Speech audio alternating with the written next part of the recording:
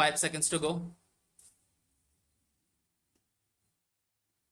I crave the indulgence of the House for making this statement on the opening day of the Parliament, as I wish to take honourable members into confidence at the earliest opportunity about the extremely difficult foreign exchange position in which we find ourselves at present. Our foreign exchange reserves have declined more or less steadily during the current fiscal year. Some decline during the months of April September, when export receipts are usually low, is a normal feature of our balance of payments. The decline in reserves during April September 1984, however, was almost twice as large as in the same period of 1983.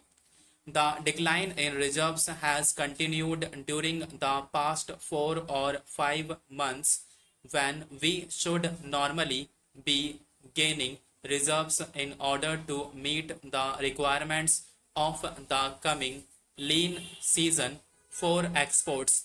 On February 12, 1985, the foreign assets of the Reserve Bank stood at about rupees 700 crores.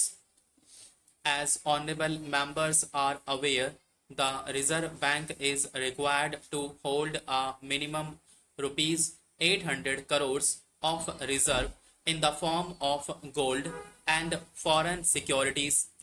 The Reserve Bank has been able, in fact, to abide by this requirement for some time, only on the basis of a transfer to the Bank of Gold, which the government had acquired over the years.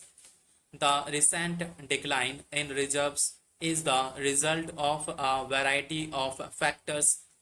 In view of shortages of food grains in the country and the pressure on prices, we have had to provide for larger imports of food and fertilizers against free foreign exchange.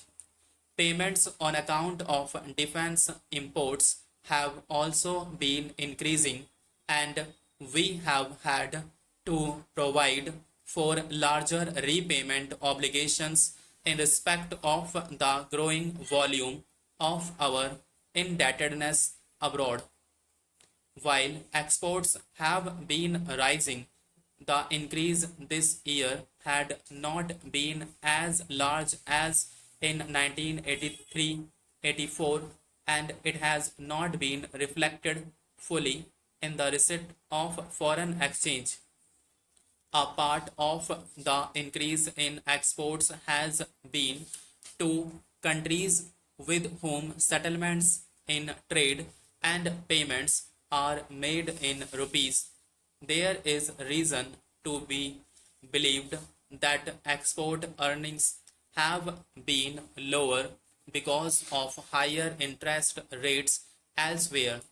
A part of the decline in reserves may therefore be short term in character and may be expected to reverse itself.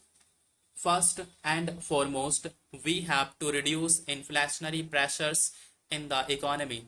The strictest fiscal and monetary discipline has to be observed in the interest both of stability of prices and of improvement in the payments position.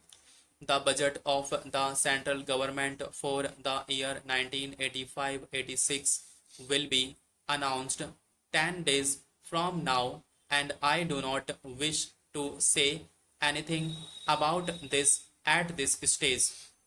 But it is clear that the financial operations of the central and state governments, as well as those of public and private sector enterprises, will necessarily have to be guided by the overriding consideration of avoiding inflation.